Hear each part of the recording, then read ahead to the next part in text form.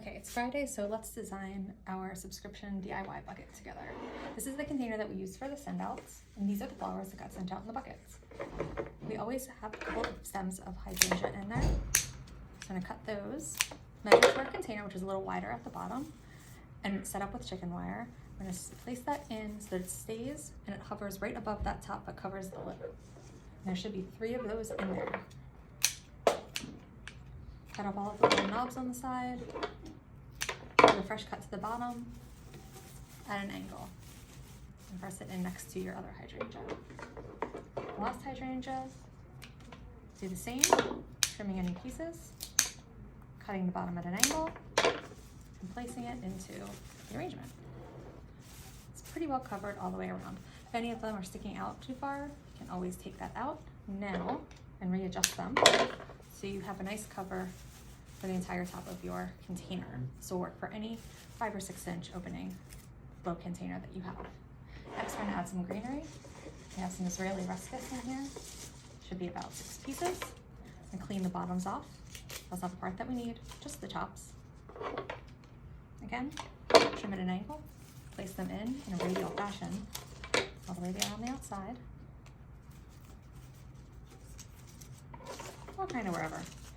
Just to help form a grid underneath the hydrangea and the chicken wire so it'll hold all of your stems that you add later.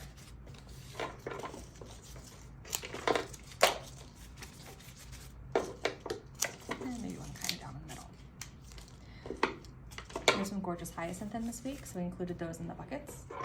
Nice and fragrant. Pretty color of blue. We're gonna put those in first because they have sort of soft stems. It's tough to work them in around the chicken wire. So we want to find a nice little spot for them and gently twist them in. Don't push them too hard or you'll break off their stem. And you should have 5 of these.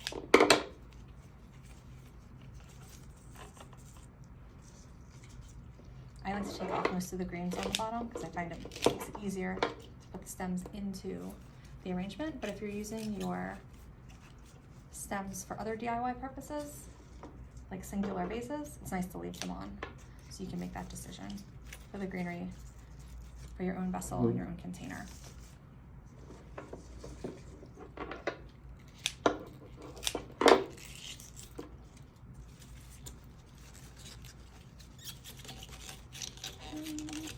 Just have to get them in there sometimes. All right, so we got those all around. We can see our hyacinth all the way around our arrangement. Some can go in a little bit deeper than others, create a little bit of texture. Next, we're going to do our roses because they're the larger stem. If you want, you can blow on them, give them a little bit of a roll, to make them a little bit larger. These are white O'Hara roses, also have a great fragrance.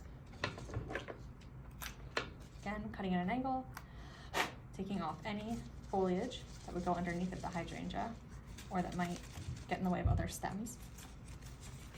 Put those in and all the way around. Roll.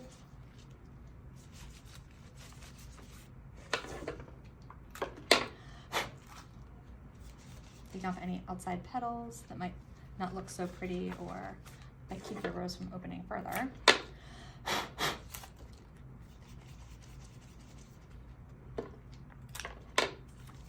Kind of one set in the middle there so you can see that looking all the way through.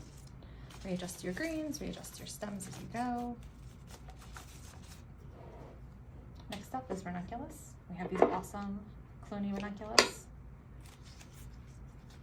Get really big, so we want to leave some space for them to push them right up against the other stems because they'll continue to open. Take off any bruised or damaged petals from the outside. These again are going to be a softer stem, so just be careful placing them in. You don't want to force it, or you might break the stem. So kind of give it a twist and a wiggle to get into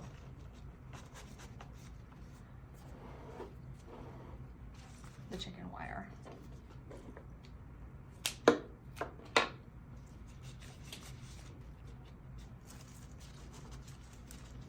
Adjusting as you go. Next up is these awesome anemone.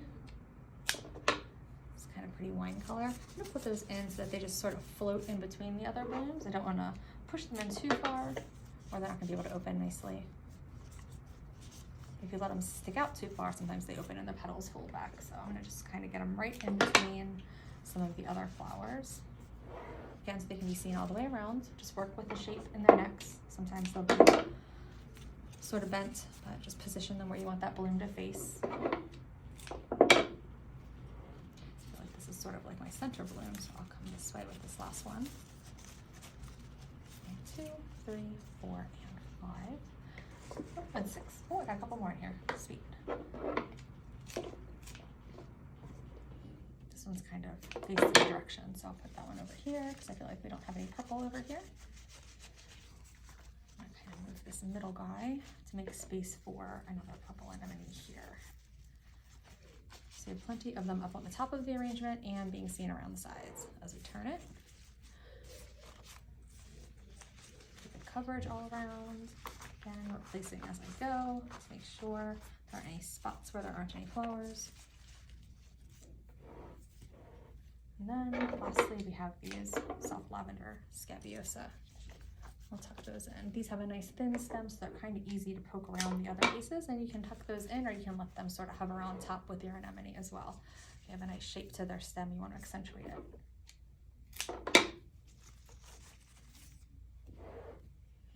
And just keep turning it and making sure you're seeing the lavender color all the way throughout your arrangement. Oops, make sure you're in the container, always important. There we go. All right. And there we have it.